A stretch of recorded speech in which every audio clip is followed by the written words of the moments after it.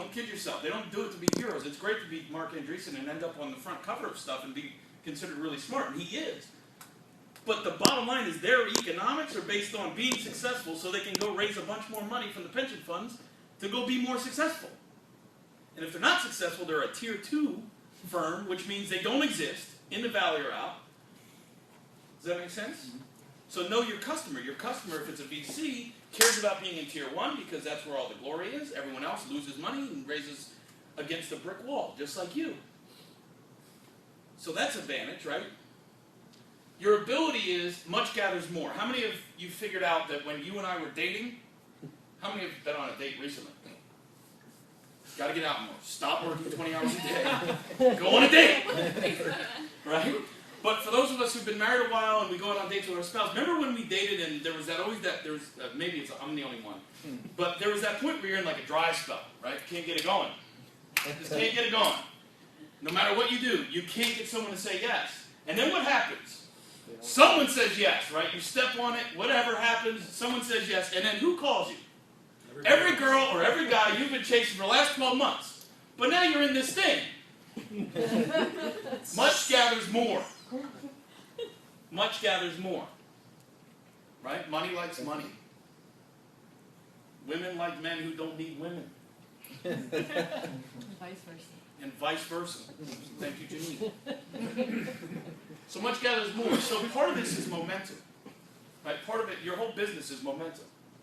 Whether it's customers, whether it's whatever. 1 million users is a hell of a lot easier to sell. Doesn't mean this job's easy, but 1 million users is either get the next million than it was to get the first. True or false?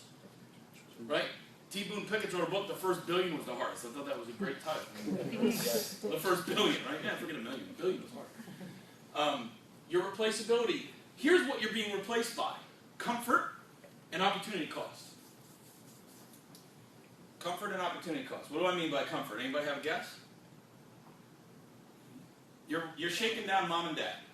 How many of you have shook down mom and dad? I've done it more than I'd like to admit. You're shaking down mom and dad for 25, 50, whatever the hell you need. Typically it's 4 weeks past when you needed it, if not a month or 2 longer. And what is the money doing right now? Whatever it's doing. And how are they feeling about that? Thank you. Comfortable, right? We have to remember that money is where it is today. How many of us have asked, gosh, where's all the money? I need money. I need to raise capital. Where is it? It's wherever it is right now. How do I get it to come to me? Go take it from where it is. Simple. Why is it hard to get it from where it is? Not because of logic. Because let's say it's earning 1.25% in the CD, mom and dad. I'll pay you whatever I'll pay you on a convertible note, on a short-term loan, on whatever. I'll pay you 12%, 15%. What do I got to do? I'll give you credit card rates. I just need it.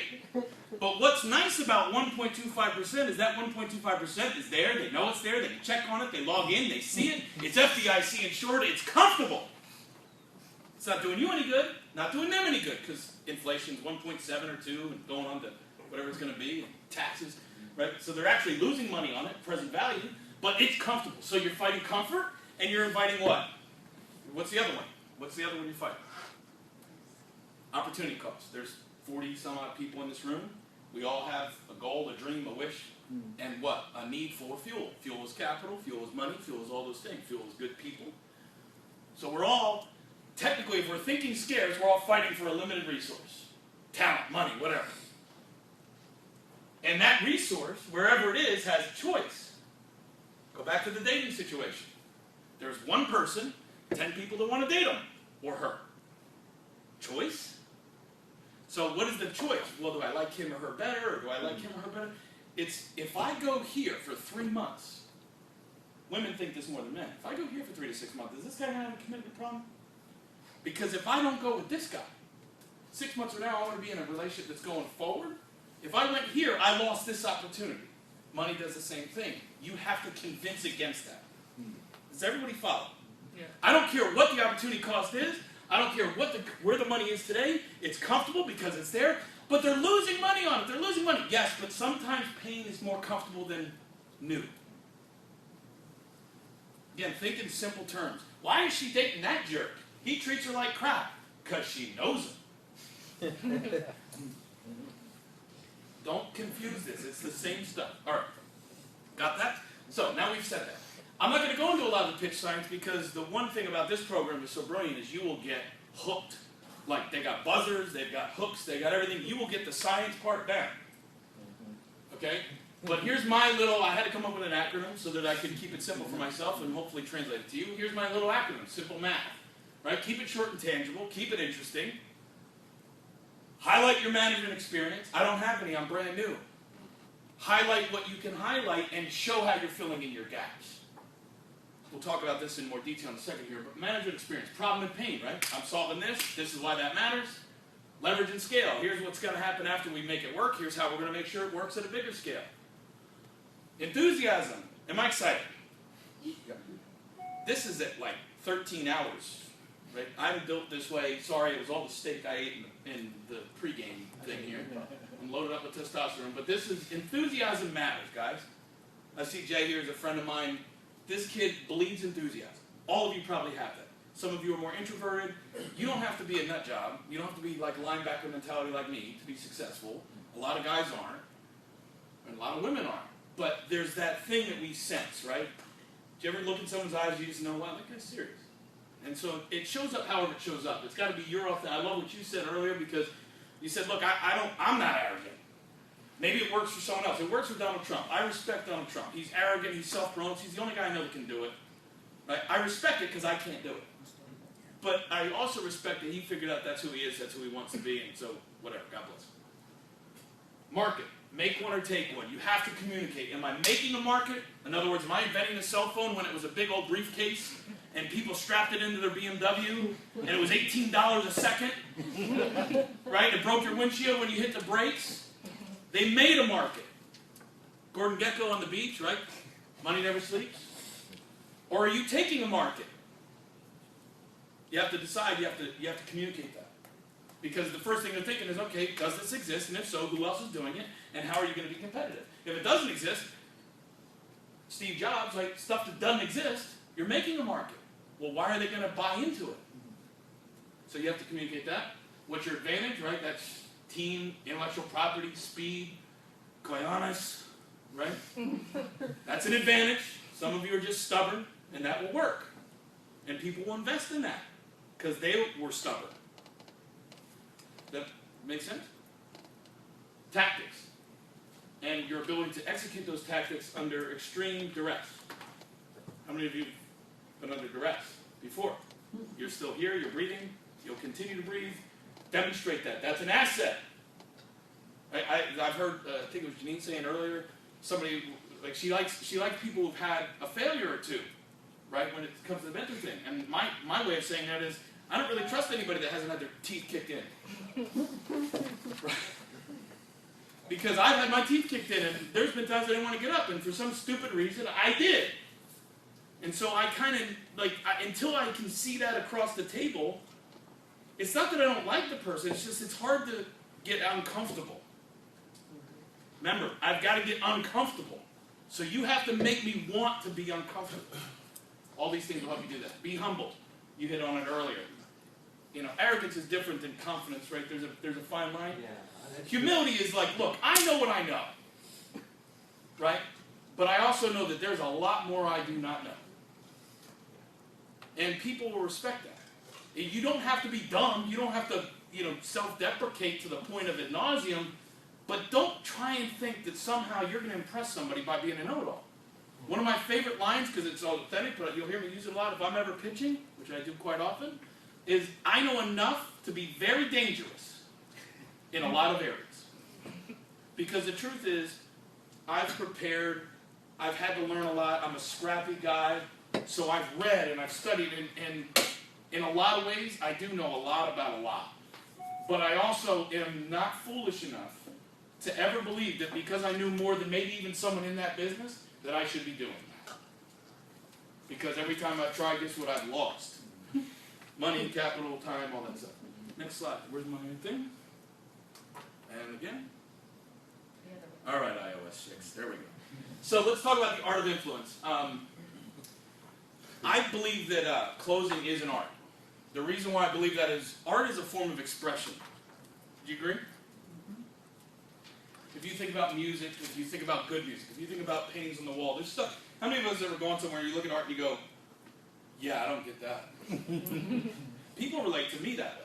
Some of you are going, oh, thank God I can breathe now. I don't get this guy. Right? So closing is a form of expression.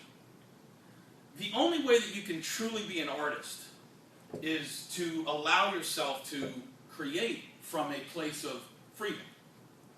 The only way you can create, in my opinion, and this is all my opinion, by the way, none of this is fact, unless you ask me when I'm three glasses of wine deep. My opinion is that you develop skills, you develop knowledge, you use experience, and you put all this stuff together, and you mash it up, and you throw it on the wall, or you put it into music, and that becomes your style, right?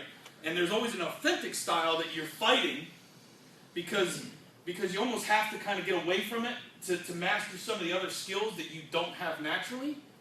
But then you're pulled back to it, and so I went through a period where you're very just clunky, right? Like you know what to say, you know all the science, and it isn't working. And the reason it isn't working is because you're trying to divorce yourself from who you are because you have all these skills that weren't there. But when you talk to someone, they're like, huh? And then there's that point where at some time, and everybody's learning curve is different. Mine was a long time, right? 8 years, I don't know when it was, where you just get comfortable with yourself. And you've got enough mastery of the skills and the science, and then enough comfort in who you are, and it works. And so you can close, and you can make money, and you can get deals done, and you can start products. You can do that all through that. But there'll be a point at which you kind of really feel good about that and your ability to do that, and your confidence really isn't fake. And that'll typically be when that all kind of gels together. So my encouragement is don't worry about when that is, right? Just move forward. My experience tells me just move forward. You can't get hurt going forward. Don't stand still, you'll get run over. And don't go backwards because there's nothing there. You blew it up. Right? You don't get a second shot. As he was saying, but who cares? Because there's 10 more in front of you if you'll take it. Right? Money is everywhere. People are bored. They are. Closing is a team sport. Understanding the scales of influence. 95% of people can gather. 5% of people can take checks. I'll talk about that in a second. Triangulate with a third party and master the art of form. These are the things we're going to cover in the next 5.5 minutes. Or 7. All right, so closing is a team sport. Before I hit that, what I mean by that is there's a difference between closing and pitching. Sometimes it's the same person, a lot of times it's not. A lot of times it's a multitude of people, like someone opens at 30 seconds, wow, I got 2 more minutes, wow, 2 more minutes. And if you use some of the things that I've learned and that were skills that were very priceless to me, you'll use that 2 minutes talking about someone not there. Because now what you create is the need, right, to set another meeting and stop talking. Curiosity, scale. So if you can impress them and get them interested, and then, but the reason they're interested is because, which we'll get to in a second, wait till you meet so-and-so, the master magician, the guy behind the curtain, the one who keeps all the money, making sure it's whatever the thing is, then you create that need, which means you manufacture the opportunity to gather more momentum. And you may be the person who actually goes, great, so how would you like to pay for that? But most people aren't. 5% of people will be able to do that. Most of you in this room, statistically therefore, are not the person who's going to go, are you going to wire that or are you going to hand me a check today? Because your comfort, you just won't be able to do that with any kind of... How many of you like taking money? Honestly. How many of you really would rather have someone else go do it? I'll give you an example. Ask him for $20,000 right now. How many of you would actually, if you had to, you could not leave here until that happened, would actually want to be responsible for that? Good. For those of you who aren't, you recognize that maybe that's not true. You just need someone who can. Right? Doesn't matter. Because I can't solve an algorithm. I don't even know how to spell it. But I can take checks. Right? I actually like it. It's fun. So you just need someone like me to come in after you brain dump all over them to go, which bank do you work with? All right. So, scales of influence. I cut my teeth in direct sales. For those of you who have, this is, in my opinion, responsible for 95% of why I feel like I will be okay if the world imploded tomorrow and the Federal Reserve went out of business. Because I learned skills there that I did not have before, and they've helped me become a better person, they've helped me become a better communicator, they've helped me become a better businessman, and they've saved my tail too many times to count. When the gun was on and I had a manufacturer from my back. So I'm going to try and teach a couple of them to you. This is certainly just a high-level thing. My encouragement is look this stuff up and master it if you don't have it. One of them is ask, invite, or tell, right? This is the scales of influence. There's people that look up to us, true? In our network. Think of everybody you know. LinkedIn, Facebook, all your real friends, everything else. People that look up to you as a person, as a business person, right? There's people that consider themselves to be your peer, true? Most of us in this room would consider ourselves to be peers. Some have been more successful, some have been less. But for the most part, we're all in this game.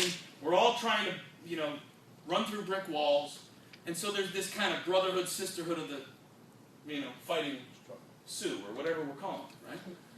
So we're peer to peer. And then there's people that we look up to. People that we want to be, people that we admire, people we want to get to take our call, true? Mm-hmm.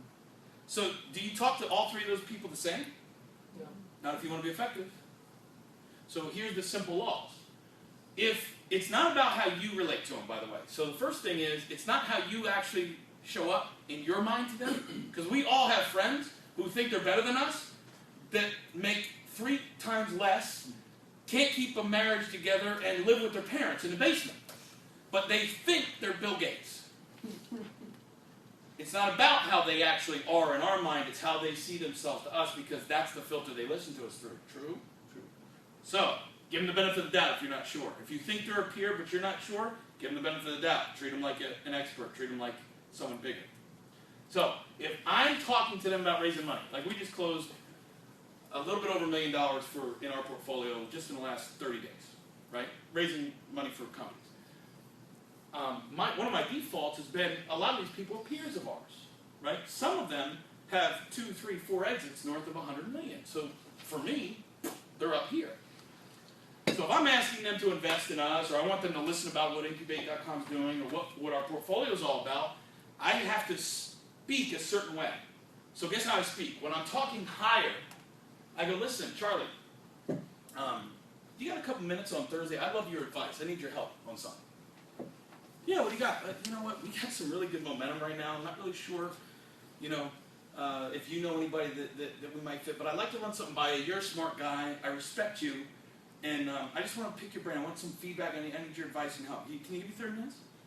What's he going to say? Yes.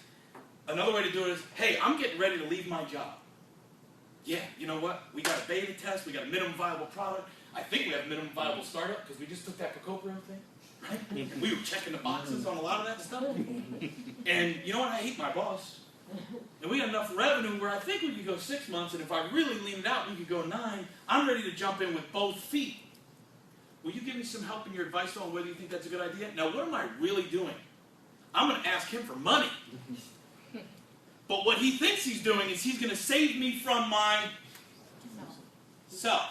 Which means he's listening very carefully to everything I say. True?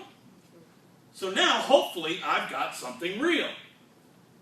Because he's going to save me from myself. I run off cliffs. I'm an entrepreneur. Right? Well, if I've got something real, and he's listening from a place of, I need to pay attention to every detail to find out what Chris is missing, guess what he will not miss? Every detail. So if I've got a real thing that's fundable, he's interested. But I didn't ask him for money. I asked him for what? Advice. If you ask for money, you will get advice. If you ask for advice, you have a chance at getting money. Write that down, because that one will serve you very well. If you're ever in doubt, oh my God, I need money tomorrow, yesterday, last week. Who do I know that has money? Nobody. Crap. Oh, shit. You just start, we've all been there, and you go, well, oh man, I need money. Oh God, there's only one person I know that has money. Janine,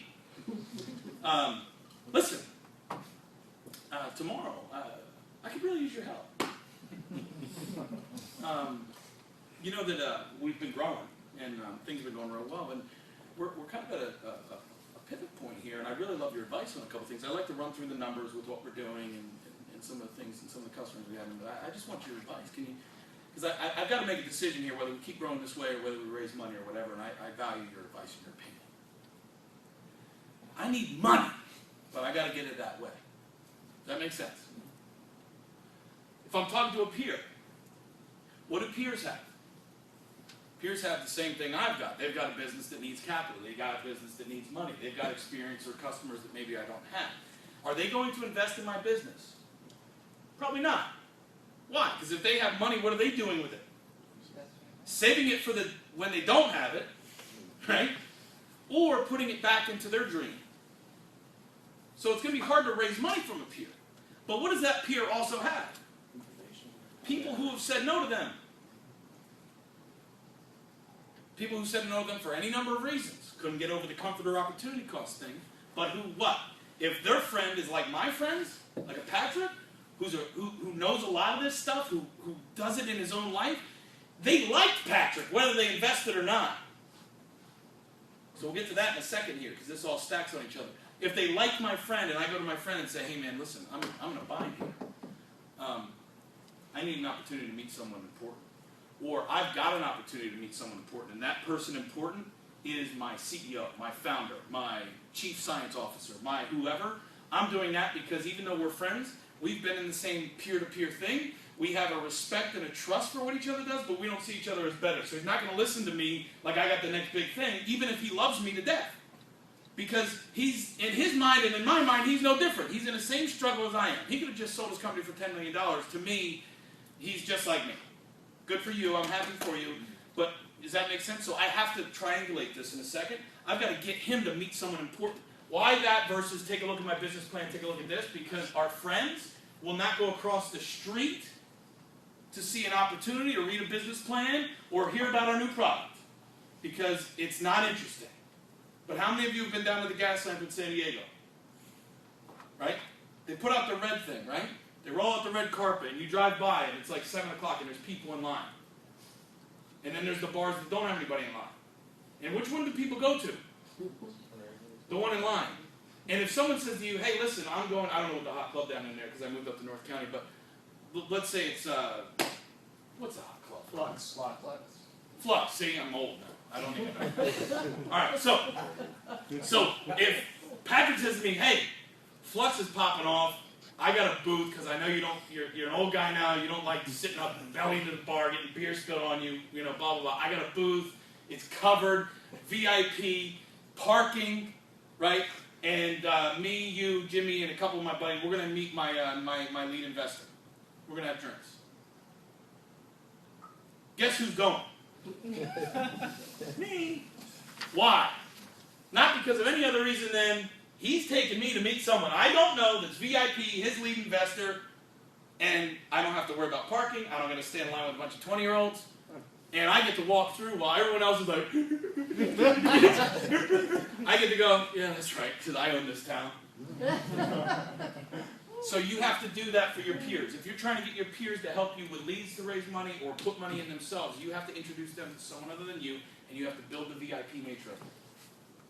If you're trying to get customers, you have to build the VIP nature of it. If they see themselves as the same as you. If they're lower, guess what you get to do? The thing you all want to do, tell them what to do. Hey, you know you can trust me. I'm never burned you. My deals don't always work out, but the bottom line is I will pay you back. Right now, where's your $50,000? Where's your $100,000? Well, it's in CDs, it's in bonds, it's in this and that. It's earning a point, it's earning 2 points. Listen, don't put all of it in here. I would never do that. But take 50 of it, put it over here. I'll pay you 10 points on it. I'll give you equity in the thing. If you want to convert, if not, do this. Right? But put a portion of this over here because I'll pay you the interest. This is going to go, but if it doesn't go, I'll pay you back. At least you earn more percentage here. When you have someone who looks up to you, you can lower the pitch and you can tell them what to do. Why? Because they respect you. They trust you. And it was earned, so you have to keep it. Does that make sense? It's not a manipulation. You have to earn it. You have to keep earning it. But the point is you don't have to do all this stuff. Does everybody follow that? So if they look up to you, tell them, hey, we're going. So see, there's a piece of me that looks up to Patrick, right? So if he told me, Chris, you need to be downtown. No, dude, I don't want to drive across. No, Delmar Heights, man, that's my border. You have to come down Thursday night. We're having drinks at Flux. It's red carpet. I need to introduce you to someone. You're coming. Shut up. Get in the car. I would go for him. Why? Because in a minute I'll show you why, but because I know he's not wasting my time. So this is where we build on this. Nothing's more powerful than third-party edification. If you look at every major religion, there's three parties. Why? Because God couldn't do it by himself. As big as God is. And that, for those of you who that violated a paradigm, I'm not violating God. I believe in God. But there's a Holy Spirit in Jesus Christ for a reason in the Christian religion. There's Allah and Muhammad and all this stuff in the Islamic religion for a reason. Why? Because nobody can promote themselves. Doesn't work. Why? Because trust and respect. How many of you remember going on a date again? Remember the first time you dated your current significant other, your spouse, whoever? Remember the first time you went on a date with someone you dated for more than 6 months? Yes? Everyone? Participate? Good? Was it different than the 58th date? Than the 5th anniversary date? How? What existed in the beginning that did not exist? What did not exist in the beginning and what did? Was there trust in the beginning? No, because you don't know each other. So when you have zero trust, what's your name? Elle. So if Elle and I are on a first date, a blind date, whatever it is, coffee date, we don't know each other. There's no way she could trust me. Somehow, through the internet, through Match.com, or through a friend, we got connected. So whatever that source was, Match.com, eHarmony did a 58-point checklist under the hood of us, right? Yeah. We respect the system that organized this interaction, but we have zero, so we respect each other because we respect each other's time, but we don't trust each other. So if we're on a typical first date, most people put out their best face. I show up dressed up, I shave, right? I put on some perfume or whatever. She does the same. She goes out, gets a new outfit. Most women I know buy a new outfit just because it's a good excuse. And they go on that first date. And if I'm chivalrous, I'm opening doors and I'm doing this and please, thank you. I'm letting her talk and I actually pretend like I can. I'm being a little facetious, but do you get the point? We do things that we don't do. Now, as we get to know each other and we get to like each other, what starts to grow? Trust. Because if I say I'm picking you up at 7, Elle, and she gets ready and I show up at 7, what just happened? Deliverable, and it was met. He shows up on time. If I show up late, what can she start to trust? He's a little late. If we have a second date and I'm 10 minutes late again, she goes, this guy's never on time. But she can trust that. So, different than liking something, you can start to be predictable. As we become predictable, what happens is trust grows. Well, as trust grows, what comes down? How many of us remember dating someone for more than 6 months or marrying them, and when you're out on the date in the beginning, right, opening doors, we're walking on the beach afterwards, oh, it's so romantic, they walked on the beach, yeah. And it's cold outside, and she goes, brr. And I'm freezing, right, too, because it's cold. It's San Diego in the winter, it's like 58 degrees. Jeez, right? So I take off my jacket, and I do what? Oh, there you go. We walk in. I get in the car, and I'm doing this, right? But I don't show her that. That's the first date. 6 months later, we're dating, we've been together for a long time, we're on that same date. Hey, you want to walk on the beach? Remember when you did that? Yeah, that was so romantic. Let's try and recreate that moment. All right, honey. We go out. Brr, it's cold. Should have brought your jacket. What the hell? I brought mine. Right? You get it? The respect will drop as the trust goes up. Because someone trusts you, they know you won't waste their time, but they will only respect with that level of non-filter an expert. Who's the expert? Anybody but you. Anything but you. The expert is your demo. The expert is your app. Stop talking about it. Show it to them. The expert is your loyal customer, your million users. The expert is anybody but you. Everyone got it? Can I actually add something to that? Yeah. So we clearly have very different styles. I don't think I've ever truly had to cold call somebody. So 2 examples. I've actually done this with VCs to get meetings and investors. So when I said I spend 24/7 thinking about how to get into things. It's a good example would be, I would look at the portfolio list of a VC and figure out who I know at companies that they invest in. And that's a good, and then I'll make sure I have meetings with those CEOs. Yep. Or high-level executives, because I know that those VCs trust those people. Yeah. And I always will get a referral in as a result of that. Customers, same way with brands. The only thing that is cooler than their product is the athletes that they sponsor. So we'll make sure that we take care of those athletes so that if we call and say, oh yeah, we support these kids, when they call those kids, they're like, oh, those guys are badass.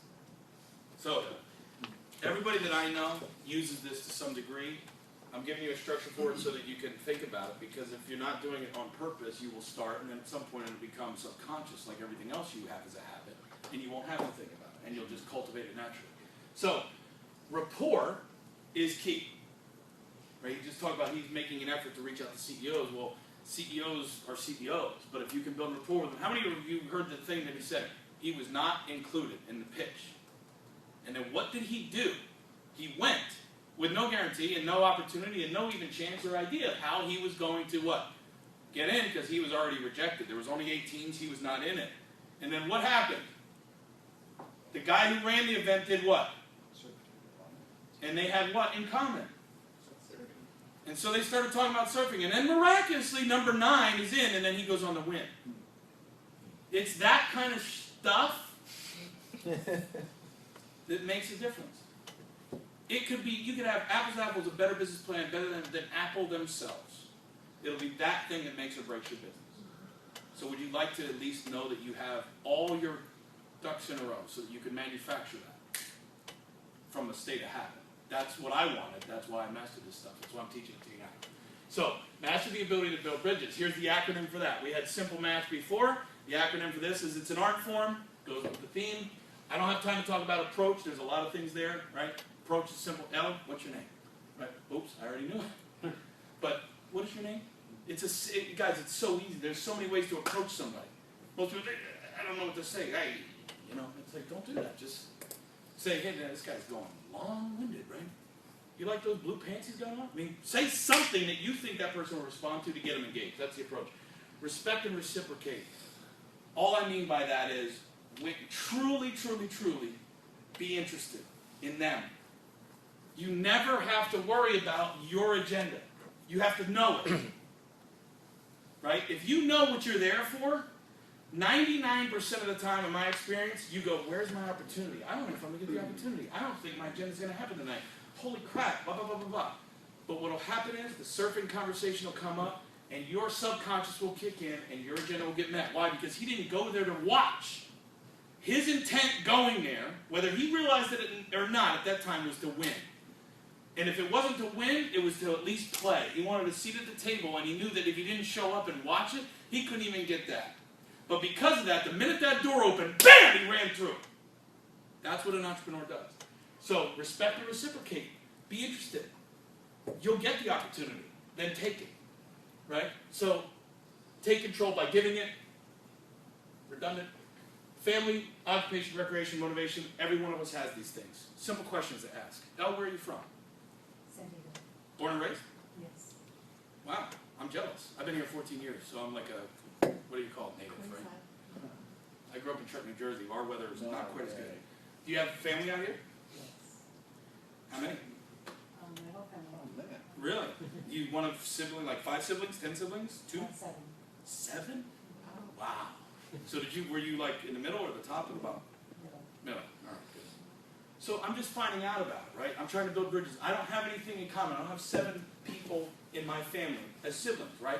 So is that a strike against me? No, because what I can do is make her feel good about that. Wow. I always wanted to like to have a big family. My mom has 4 sisters, right? Build a bridge.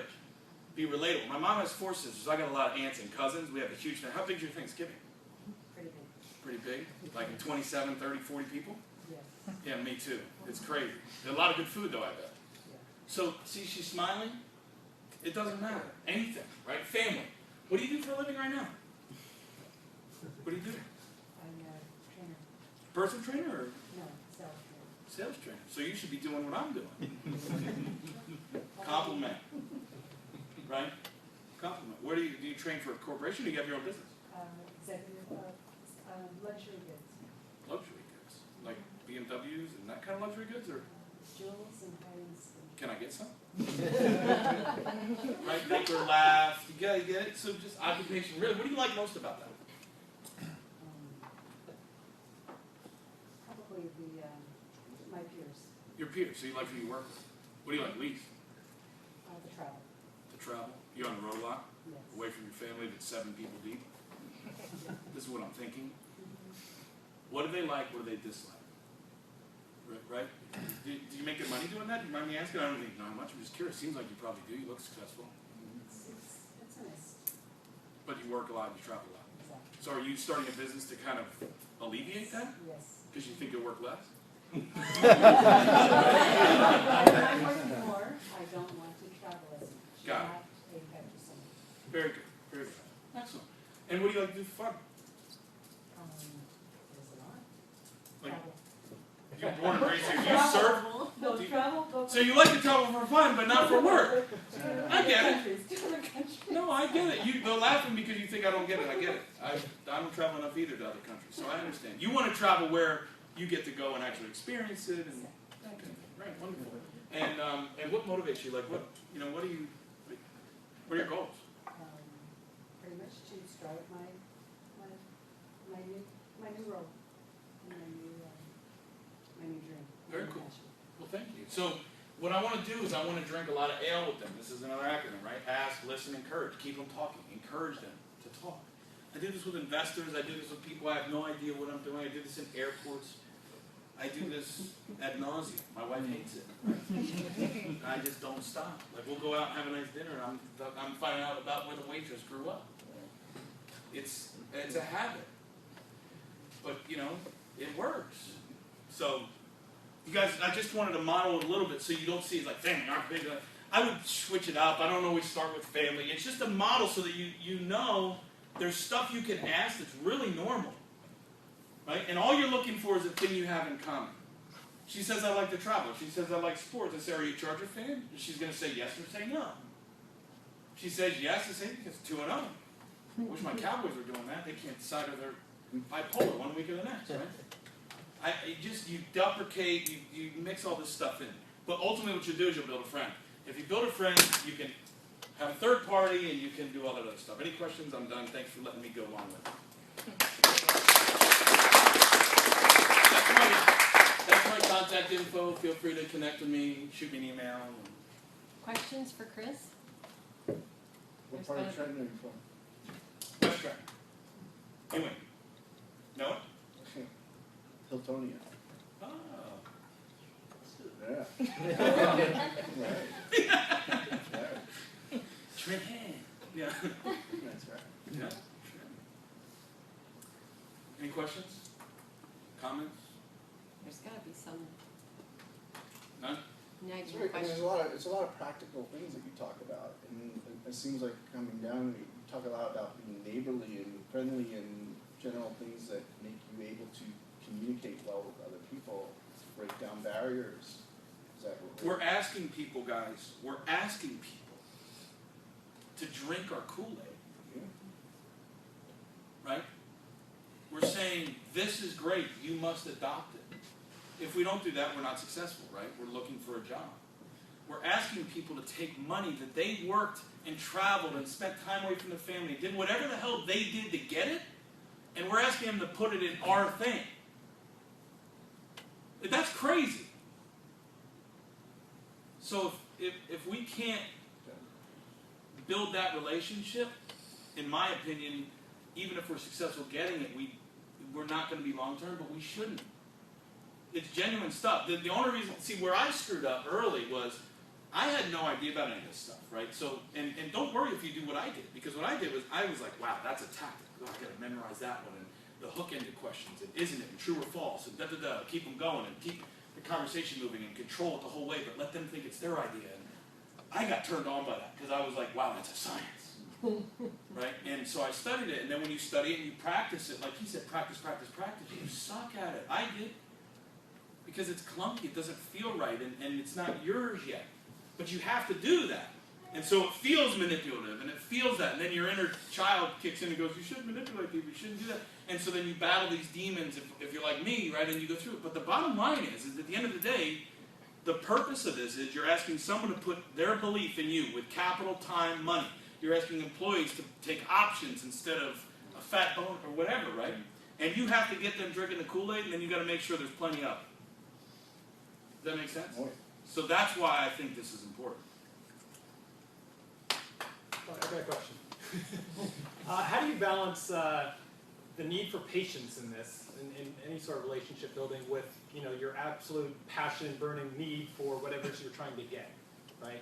I mean, that seems to be a Practice. difficult thing. Right? I am the most impatient person you'll ever meet. Probably next to you. Right? I mean, I suck at patience. I've kind of gotten a saying now where I say I'm always in a hurry, never in a rush. Right? It's kind of my own reminder of be urgent, be timely, be that's sexy stuff, man. There's not a lot of people that have that in them. So don't try and quell that, but we can't control it. That's why I think what he was saying earlier, and what I'm trying to do with my content is just give you enough tools where when stuff happens, you have another move. I mean, my only thing is I'm the worst guy at patience in the world. Sometimes it's been a very big detriment to me because I haven't stayed with something long enough. A person. And then there's other times where I've overcompensated and I've stayed with somebody too long and then I get sued or I get this or and you go, damn, I waited too long, right? You're going left and then you're overcompensating right and it's a feel. It's a feel, quite honestly. But don't lose that. Don't worry about trying to lose that. Just know that it's going to cost you things along the way. But who cares? You'll make up for it. Does that make sense? I think it's a really good question, and I would say you have to be disciplined. Okay? And you just, you want so bad to say, I need this, but you can't. When I was first doing my first software company and meeting press people who were key influencers, and everybody knew who they were, I did not say anything. I just met them the first time, and I was disciplined enough that I didn't go, I would tell them all about everything. And then I'd see them another time, and then I'd get to know them a little bit better. And, and it took a lot of discipline to do that, but it really worked too. It really paid off.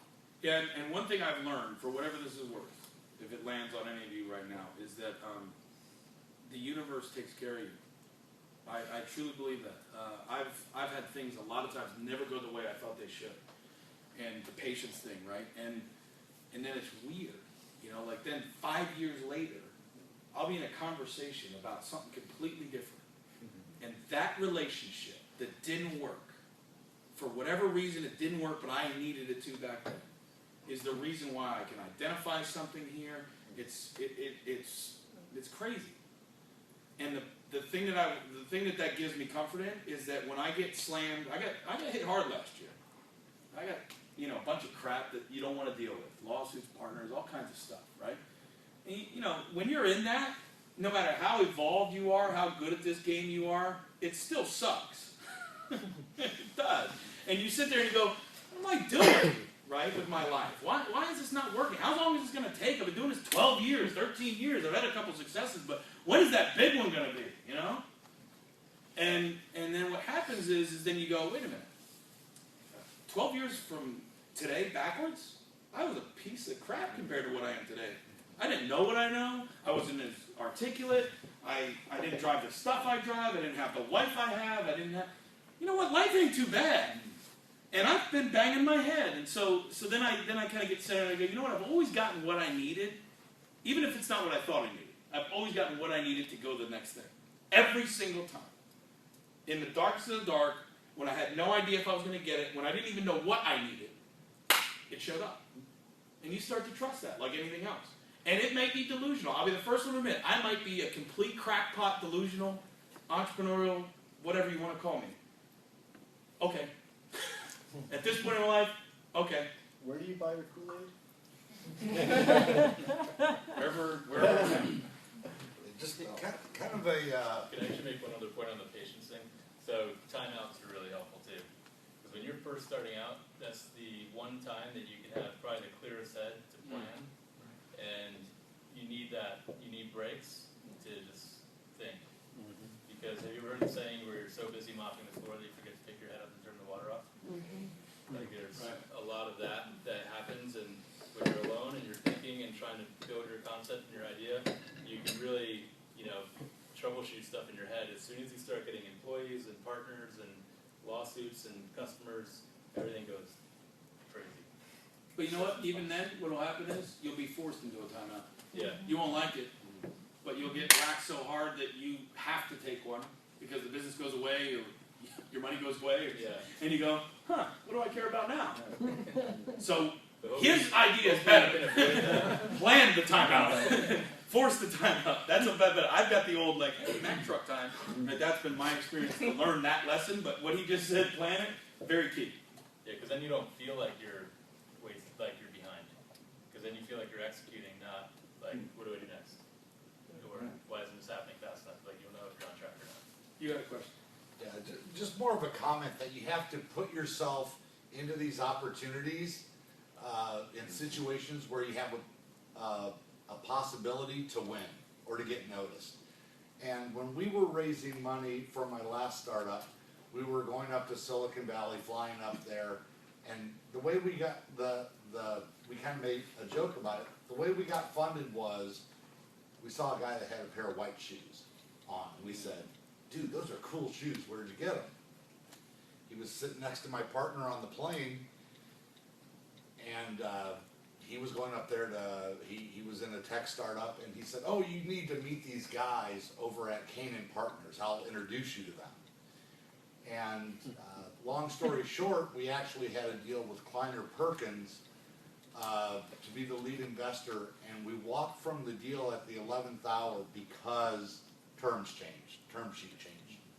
And we literally walked across the street to Canaan Partners and said, "Do you want to lead the round?" They said, "We'd love to lead the round," because they were kind of going to come in. But the whole point is that we had to really put ourselves in these situations. If we hadn't been on that plane that day, we never would have met that guy wearing the white shoes who wouldn't have given us the introduction. Just all these interesting things. And as a side note, part of the reason, the company that acquired our company, the lead investors in that company, guess who they were? It's Kleiner Perkins. So when we left Kleiner Perkins on great terms, we just didn't do the deal. And they said, "If you have an opportunity to get these guys in this product, let's acquire them." And so